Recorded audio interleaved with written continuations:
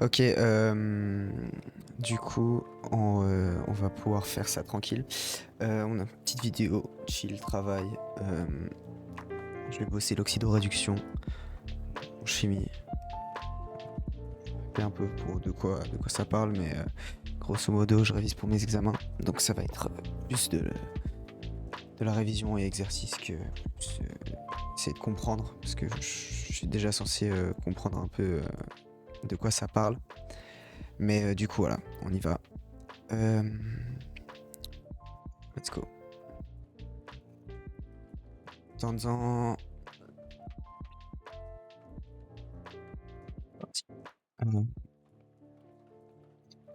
l'oxydoréduction, on se rappelle, c'est une grande partie des réactions chimiques qu'il y a autour de nous. Donc très important de savoir ça.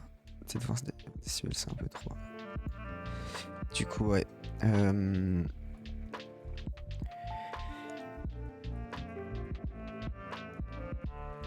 Donc voilà. C'est combustion, métallurgie, électrochimie, électrolyse. On reviendra après là-dessus, je pense. Je me rappelle à peu près de quoi ça parle. Je vais juste mettre le retour audio. C'est possible. Ok, ouais, c'est possible. Ça va. Un plaisir. Évidemment, un vrai plaisir du coup.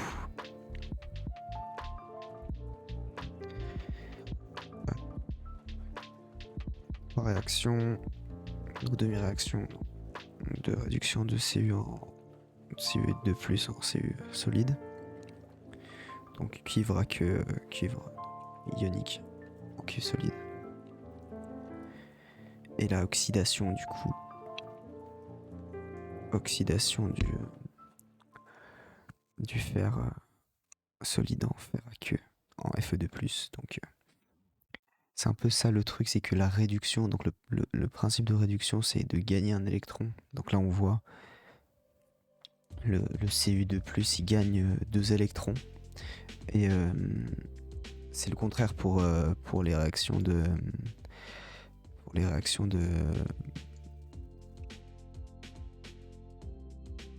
d'oxydation. Donc ça veut dire que lui, enfin l'oxydation, il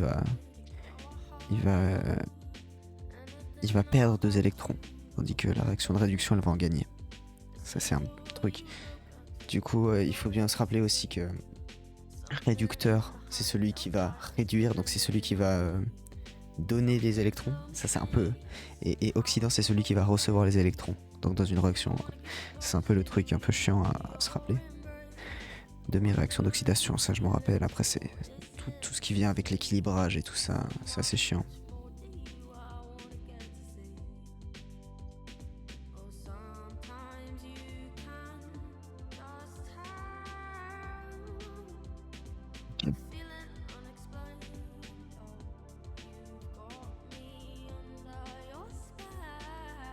Ou,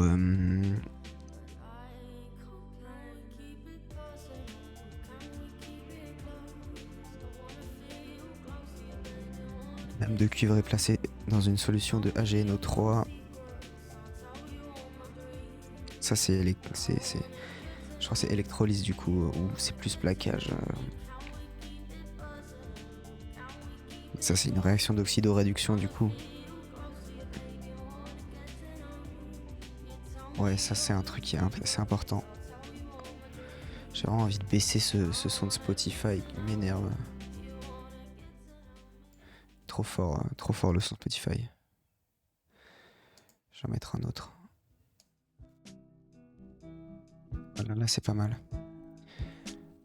On devrait être un peu mieux pour m'entendre. Du coup, ouais.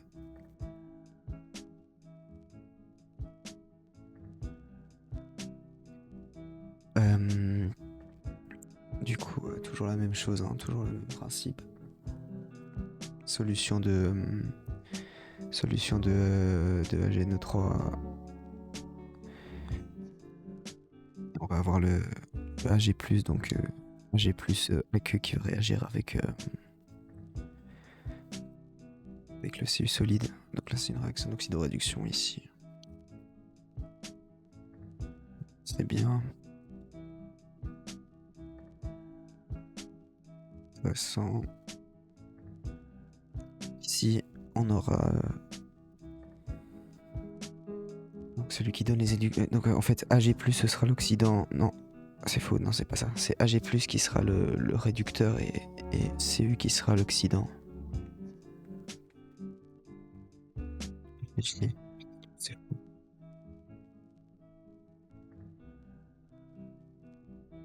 C'est marqué là-dessous. L'oxydant est une espèce capable de recevoir en plusieurs électrons. Donc non, en fait c'était le Cu solide qui va perdre 2 électrons, donc c'est lui le réducteur. Donc Cu ce sera réducteur. C'est la demi-réaction d'oxydation. Donc l'oxydation c'est le réducteur qui va faire la réaction d'oxydation. C'est vrai que c'est vraiment pas logique. Ça a tellement aucun sens, ça m'énerve.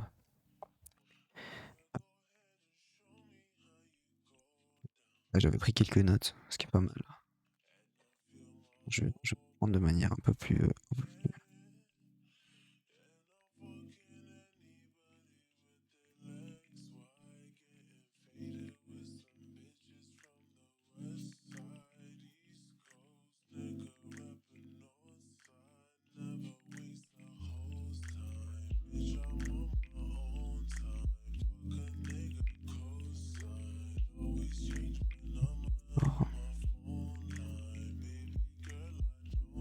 Ah non, du coup, c'est bien ce que je disais. Cu2+, il est oxydant. Et Fe, lui, c'est lui qui va donner les... Mais c'est ça, donc ouais.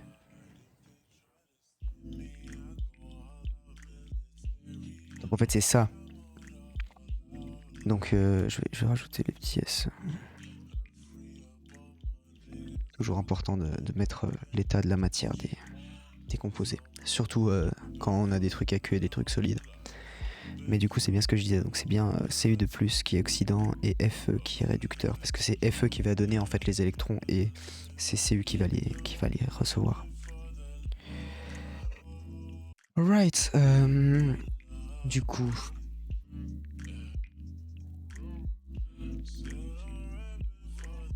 J'espère que la qualité est pas trop dégueulasse. Parce que je sais que... ça peut être assez crado. Truc d'image. Après, ce que je pourrais faire, ouais, mais après c'est moche. Je pourrais faire une capture de jeu, mais bon, c'est moins fun. Ok. Du coup, couplet redox, ça on vient de faire.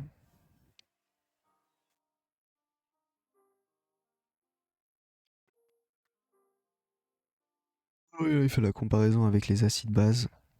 Ce qui est intéressant, hein, puisque c'est la même chose. Donc on aura par exemple les oxydants très très forts, ils auront les réducteurs conjugués qui seront quasiment pas réducteurs, enfin en fait qui seront considérés comme pas réducteurs du tout. Et on aura la même chose avec les réducteurs très très forts, qui auront pas d'oxydant, enfin leur oxydant conjugué sera pas avoir très très peu fort quoi. En fait on considère je crois justement qu'ils sont pas du tout forts. Ouais c'est ça en fait, là c'est... Vous savez quoi, je peux faire ce truc là depuis que j'ai cette tablette qui est géniale, là j'ai pris plein de notes. En fait là, ici c'est assez intéressant du coup. Oh putain. Le rate par seconde est un peu dégueulasse, mais en vrai ça le fait, ça le fait. Du coup, ouais.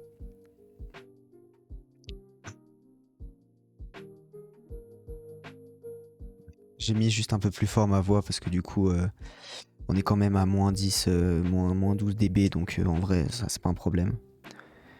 C'est juste pour la musique un peu, je me dis si c'est un peu trop fort, on m'entend pas, c'est chiant. Du coup, par convention, l'oxydant, c'est pas très important. Ouais, c'est ce truc, je sais pas, j'ai fait un peu le con là sur ça. C'est ce tableau qui est important. Et là, on peut faire n'importe quelle réaction d'oxydoréduction. Donc, par exemple, si je prends, je vais voir s'il y a des trucs que je peux Si je prends un réducteur ici, qui donne 2 électrons, ben on aura par exemple un oxydant ici qui est un peu plus fort. Hop. Qui va prendre ici les 2 électrons. Et qui va donner ça. Ça.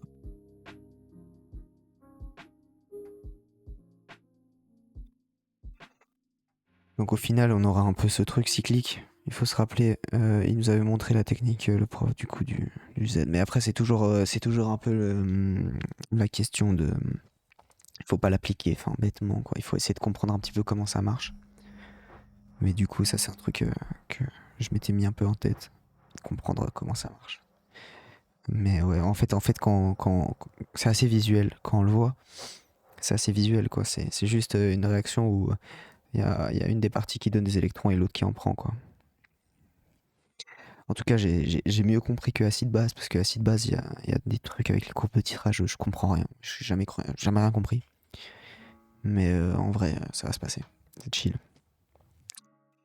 Du coup, on reprend le truc parce que du coup, j'ai un peu modifié le layout, c'est pas grave. Ouais. Du coup, ouais, ici on voit que c'est capable d'oxyder. Tous les acides sont au moins aussi oxydants. Donc ça veut dire que tous les acides vont se trouver genre ici là. Ok, d'accord.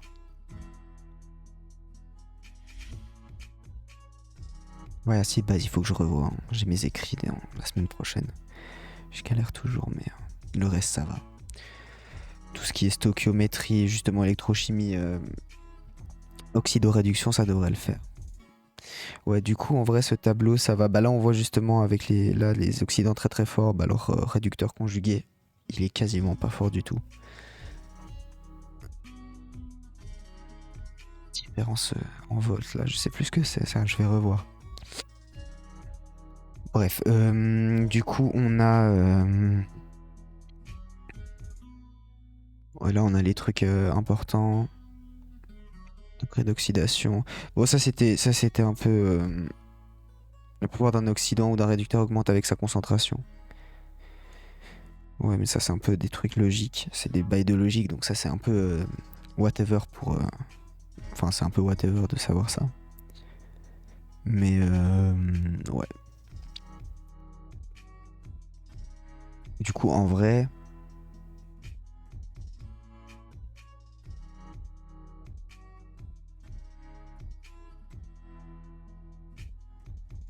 Ok, donc, degré d'oxydation DO, ça, c'est les trucs. C'est la charge de Lyon, ouais.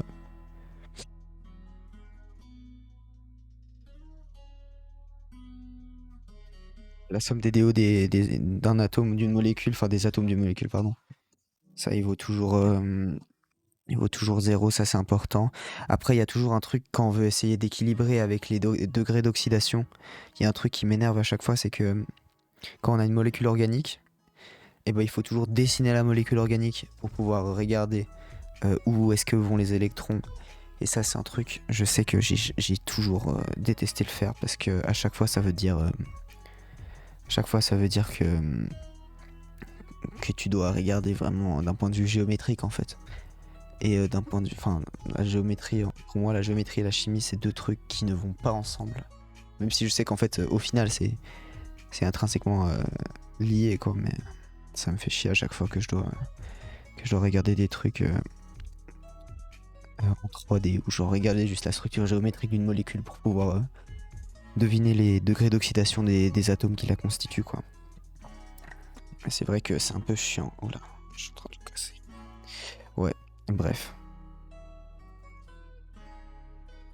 Du coup, ouais, pour les degrés d'oxydation, c'est pas le must, je pense. Je pense qu'il y a des trucs plus importants. J'espère que ça record de manière pas trop terrible, quoi.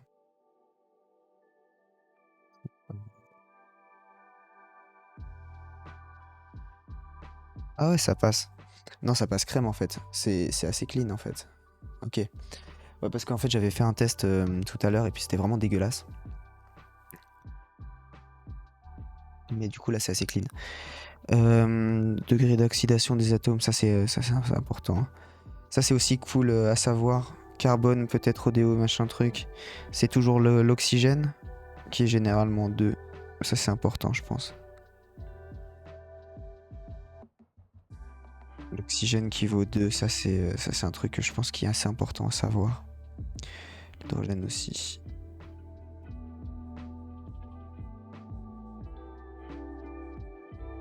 Mais du coup c'est un peu toujours ce truc de il faut essayer de deviner dans les molécules organiques, parce qu'en fait dans les molécules organiques,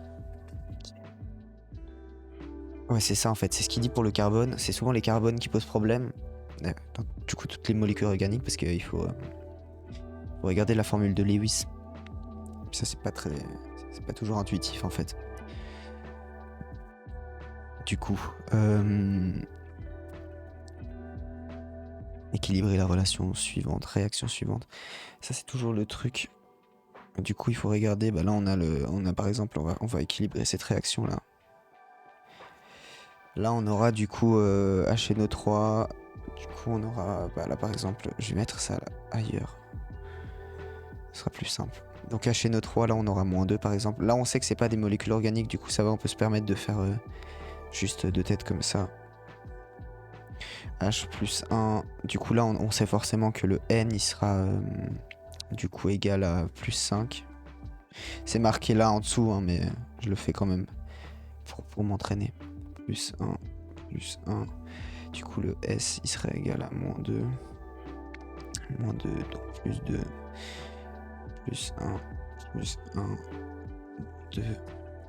Et là du coup il sera égal à 0. Donc là on voit que le soufre il a perdu 2 électrons et que l'azote en a gagné 3. Donc en gros on a plus 3 d'un côté. Donc là on aura plus 3.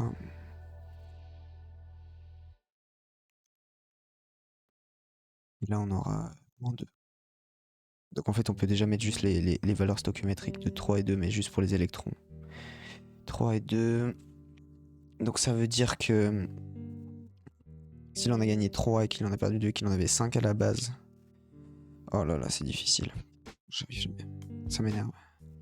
Là c'est le moment où il faut réfléchir et je déteste réfléchir et du coup... Donc il en a perdu 2, donc ça veut dire que... Ok, c'est bon, j'ai... Ça veut dire que là il y en a forcément 2 pour en avoir 10. Et comme là il va en donner 2 à chaque fois, ça va être du coup 5.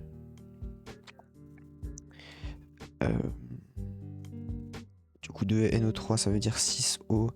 Ça veut surtout dire 2N. Donc ça veut dire là on aura forcément 2. Ça veut dire 5S. Donc là on aura 5. Et là du coup ça nous fait 2O. Ça fait 6. 6 moins 2, 4. Ça marche pas. Là on aura au moins 5. Oh mon dieu, je déteste ma vie. Non, du coup ça voudrait dire qu'il faut avoir au moins 5. Ici, il faut en au moins 5. Il en faut au moins 5. 6 du coup. Mais 2 fois 3, on a déjà 6, c'est ça le problème. Donc ça veut dire qu'il nous en faut moins. Du coup, ça voudrait dire qu'il nous en faut soit plus de ce côté-là, soit on essaie de rééquilibrer le truc. Mais je pense que on peut pas rééquilibrer le truc, donc ça veut dire qu'il faut forcément qu'on en mette plus ici. Ouais, bah c'est ça que je dis. Chaque atome d'azote gagne 3 électrons. Lui, il a mis 2 et 3, mais moi, ça me semble bizarre que ça soit 3, en fait. En fait, je crois que c'est ça. Bah oui, c'est logique, en fait, parce que là, oui, bah oui, j'ai cru... En fait, j'ai fait comme s'il avait gagné 5 électrons, mais du coup, c'est pas du tout ça. C'est complètement faux ce que j'ai fait. J'ai fait n'importe quoi. Oh mon dieu, je suis fatigué. C'est pour ça. On va dire ça. Comme lui, il gagne...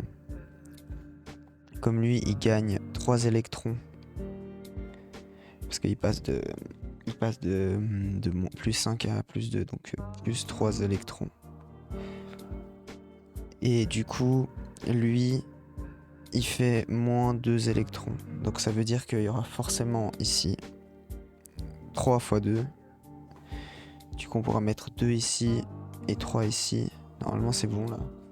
Parce que du coup, il faut égaliser. Donc si on fait 2 fois 3, ça fait 6. Donc 2 fois 3, ça fait 6. Et là, 3 fois 2, ça fait 6 aussi. Du coup, c'est bon. Je vais pouvoir enlever tout mon bordel. Ok. Du coup, ça, c'est fait. En fait, j'ai regardé la correction, mais comme je dis, c'est mieux de comprendre qu'est-ce qu'on a fait faux. Ok. Du coup, ça nous permet du coup ça de savoir que... Oui, je suis vraiment...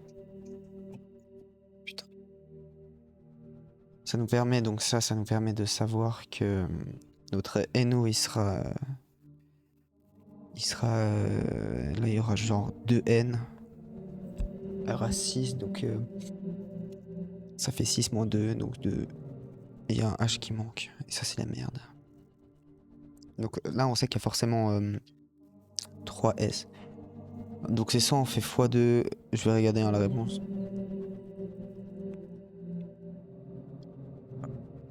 C'est logique en fait. Parce que c'est 2.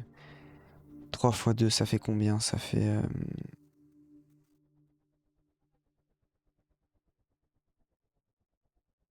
Oui, mais en fait, je suis débile parce que c'est. Oui, mais oui. En fait, le truc, c'est que j'avais lu O2. C'est H2O, hein, pas HO2. Bref. C'est des erreurs un peu stupides, mais bon, ça arrive. Donc, ça veut dire que là, ici, on aura du coup 2 H2O. Donc, ça veut dire 4 H2O. Ouais, c'était marqué en fait. Mais j'essaie de comprendre ce que j'ai fait. Parce que 4 fois 2, ça fait 8. 8, ça fait combien? Ça fait 2 plus 6. 2 plus 6 ça fait 8 donc c'est bon et 4 plus 2 ça fait 6, 2 fois 3 ça fait 6 donc c'est bon. Voilà. Ça nous a pris du temps mais franchement ça passe. J'en ai fait d'autres, je vais les refaire je pense. Il y en a 2-3 que j'avais pas réussi à l'époque parce que elles étaient compliquées mais j'espère que je les réussirai cette fois. Parce qu'en soi c'est pas non plus si compliqué hein, c'est vraiment juste... C'est juste du calcul de base, mais en vrai ça peut sembler quand même un peu compliqué de temps en temps parce que galère, on s'énerve un peu sur le truc. Mais soit c'est pas très compliqué. Ouais, ok. Titrage redox, bah c'est des titrages de base quoi, c'est assez simple les titrages. Titrage redox, y a pas besoin de lire des courbes de titrage donc en soi c'est bénef. C'est le seul truc qui m'énerve avec les titrages, c'est qu'il y a des titrages acide base qui existent. Et pour moi, c'est la pire invention de l'humanité. Même les orbitales, c'est plus simple à comprendre que cette merde. Couple redox, ouais, ça c'est important, ça je me rappelle, j'avais eu pendant le test. Exercice, ouais, c'est ça. Du coup, quels sont les métaux attaqués par l'eau? Après, on va faire l'électrochimie parce que du coup, ça va être plus simple. Quels sont les métaux attaqués par l'eau? Donc ça, on peut regarder ici. Donc, attaqués par l'eau. Donc ça veut dire qu'ils transforment...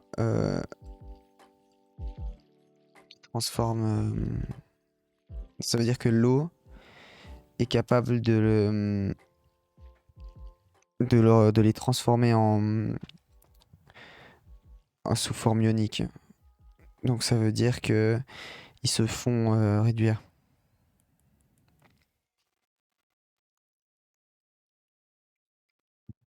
Donc moi j'imagine que c'est plutôt ici là les métaux très oxydants. Mais il y a moyen que je dise n'importe quoi, hein. On va regarder ça vite. Quels sont les métaux attaqués par l'eau?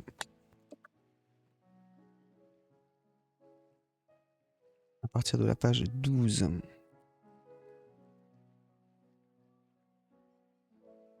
Donc je me suis trompé, hein. C'était ceux qui étaient en haut. Mais en fait c'était logique parce qu'il faut réfléchir de manière un peu logique, hein. Il parlait de métaux, et là il y a quasiment aucun métaux quoi.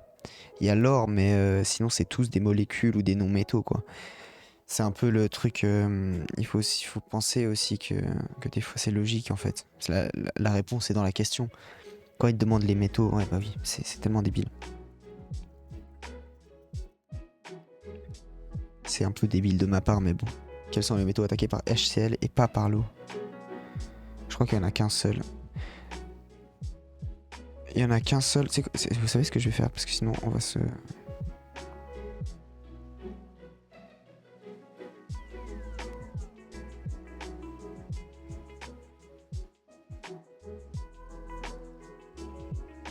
Ça sera plus simple comme ça, on aura directement la question ici.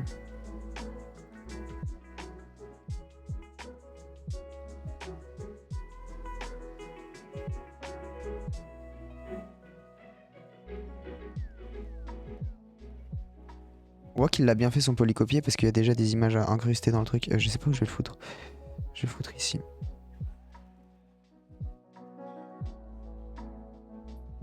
Quels sont les métaux?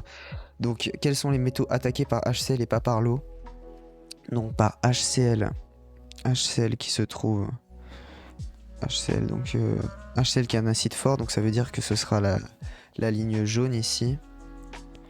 Ce sera donc ici la ligne jaune.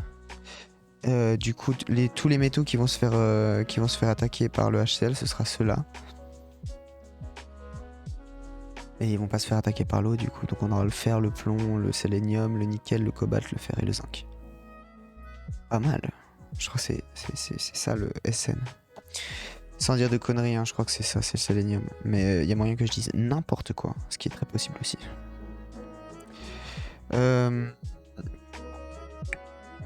Y a-t-il une réaction redox lorsqu'on mélange des solutions suivantes?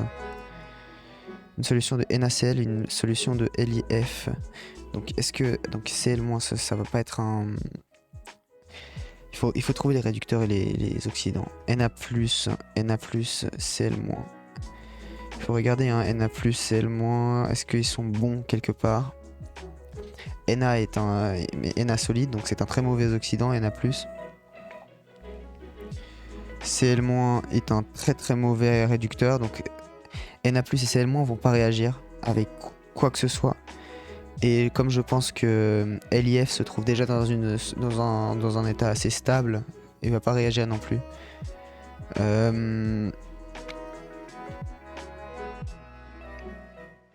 Et j'ai marqué F-, pas assez fort pour donner à Na+, et Cl- pas assez fort pour donner à Li+. Mais le contraire vaut aussi, hein. Parce qu'on aura Na+, qui sera pas assez fort pour recevoir en fait les électrons. Donc en fait, non, il n'y aura pas de réaction. CuSO4 est une solution de Br2, donc on aura Br-, Cu2+, SO4 de moins. Donc SO4 de moins, je sais pas s'il est là. Cu2+. Cu2+ est ici. Et on avait dit Br2. Br2. Donc on aura 2 Br-. Donc ici Br2 réagit. Le truc c'est que solution de Br2, on aurait tendance à se dire Br2 il va se retrouver sous forme aqueuse, donc ça va faire des Br-. Voilà, la question se pose vraiment parce que au final, ce qu'on pourrait dire aussi, c'est juste que ça fonctionne pas comme ça, quoi.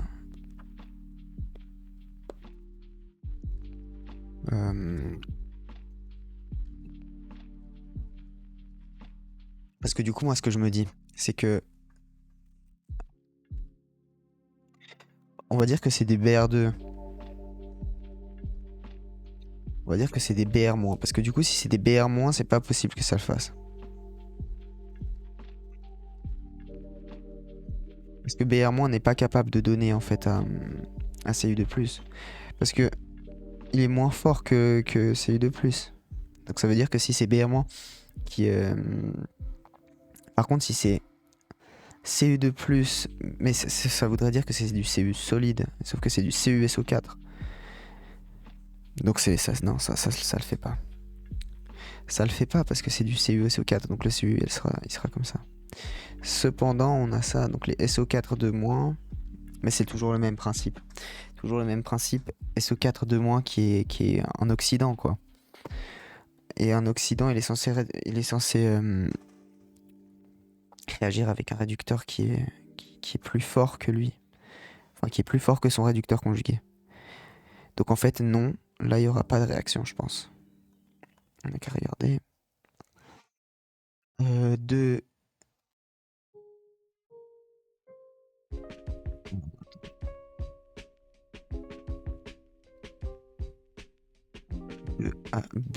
2B. Ouais, c'est ça. 2B, c'est non. 2B, c'est non, évidemment.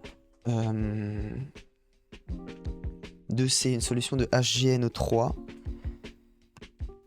2 et une solution de SnNO3. Donc regardez, est-ce que HG... HG, où est-ce que se trouve HG+, HG2+, ici. Donc il faut juste regarder que le SN...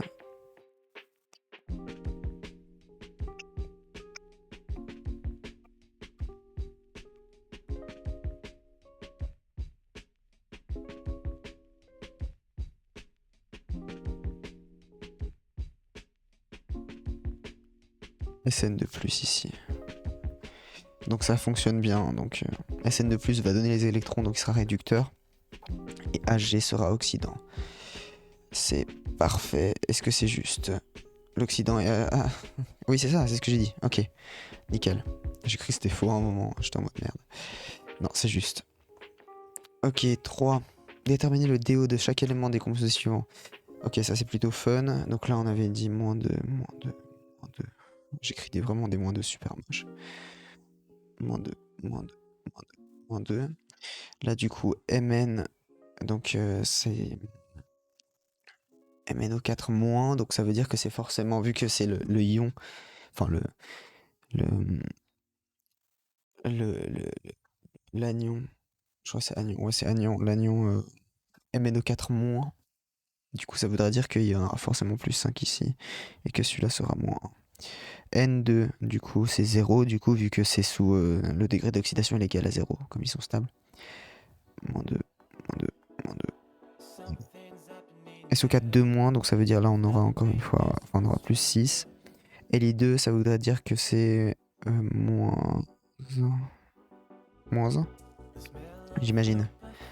Parce que du coup, vu que c'est SO4 2-, enfin non, +1 du coup.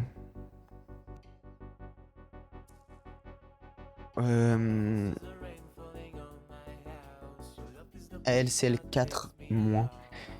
Du coup là, Cl4-.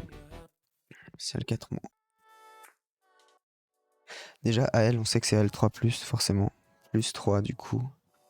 Et là, si on veut qu'il y ait moins, du coup ça voudrait dire que c'est -1, -1, -1, -1. J'imagine que c'est ça. Je vais vérifier parce que je suis pas sûr. On était au 3. Ouais, c'est ça. C'est ça. Je note à chaque fois, hein, évidemment, le nombre précis de degrés d'oxydation. Enfin, le nombre total, en fait. Parce qu'en soi, on pourrait mettre juste une fois moins et le multiplier par là, mais moi, je préfère le faire dans les en bonne et due forme et de réécrire à chaque fois le truc.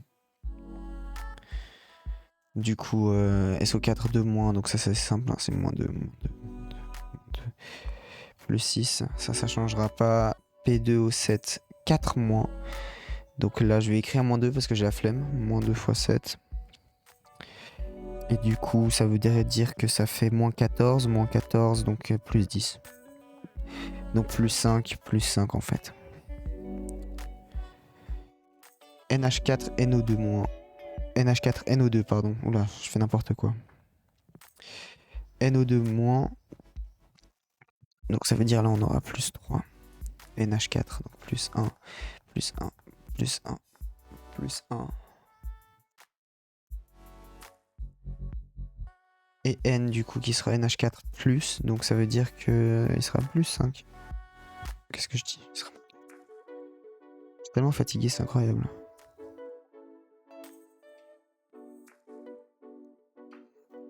Magnifique. LIH. Ça c'est facile.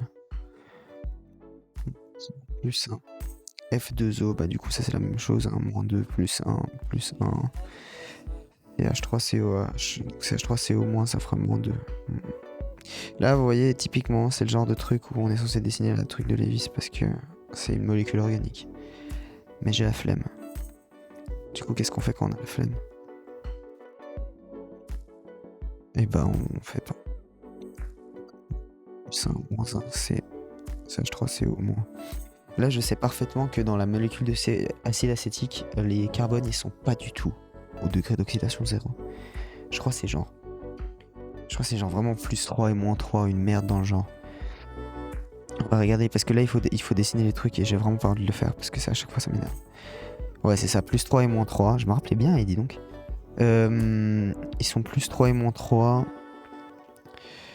Je me rappelle plus quel carbone. Mais du coup en fait ça change rien. Enfin si ça change parce que du coup c'est faux si tu prends le mauvais carbone. Moins 3 et plus 3 du coup ouais c'est ça. C'est pour ça que c'est un peu traître de le faire de tête. Parce que du coup tu peux t'en mêler les pinceaux et puis après le gars il fait. C'est ça ouais. CH3CO moins du coup et CH3COH du coup le H il est plus 1 forcément. Là c'est facile, moins 2, moins 2. Plus 1, plus 1, non c'est faux. À mon avis c'est le O2 qui change parce que du coup H ce sera toujours plus 1. À moins que ce soit... Bah, H c'est toujours plus 1, c'est toujours H+, dans ce genre de cas. Donc ça veut dire que là ce sera moins 1. Je sais pas si l'oxygène peut se retrouver à moins 1. Je vais regarder la réponse. Ça commence à devenir un peu technique. Hein. Ouais c'est ça, j'avais raison. Donc oui l'oxygène peut se retrouver à moins 1. Mais du coup il en avait parlé. Lorsque l'oxygène se trouve sous forme de O2, il peut ne pas être sous forme moins 2. Il avait parlé dans le polycopier, je viens de me rappeler. C'est le moins plus, ça c'est facile. Moins 2. C'est le moins du coup plus 1 et plus. C'est rigolo, CL au 2 moins, donc c'est la même chose, hein, moins 2 et CL il est donc plus 3 et là plus 1. Moins 2, moins 2, moins 2, là du coup ça va être... ça va être ClO3 moins, donc c'est toujours la même chose, plus 5 et Na plus. Désolé hein, pour les lags un peu chiants de la capture d'écran, c'est comme ça, c'est la vie, il faut s'y faire. J'hésite à investir dans un truc un peu plus clean, mais du coup, des fois je peux la flemme.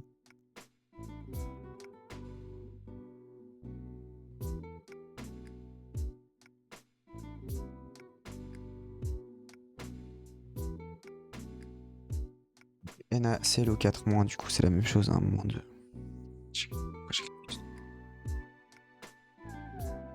Je commence vraiment ça commence vraiment à me casser les couilles. 7. Bon, le reste en soi, c'est que des molécules de merde. Donc là, on a que des molécules organiques. Et j'ai pas envie de m'attarder sur les molécules organiques parce que ça veut dire dessiner les trucs de Lewis. C'est pas un truc que je sais pas faire, hein, mais il faudrait que je revoie déjà mon polycopier sur la chimie organique. C'est ce que je ferais, je pense, en dernier. Parce que la chimie organique, pour moi, c'est vraiment le pire cauchemar de tout humain. Tout être humain sur Terre. Du coup, ouais. Je verrai. Réactions suivantes sont-elles des réactions redox? Je vais voir juste combien de temps ça fait que je suis en train de... Je suis en train de tourner. Ça fait 40 minutes. Ça passe.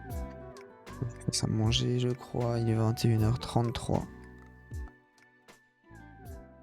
Je vais commencer gentiment à aller me préparer pour aller faire à manger. Parce que, bah voilà quoi. Bien travaillé, j'ai travaillé 40 minutes sur l'oxydoréduction. J'ai fait l'exercice, franchement, c'est assez simple.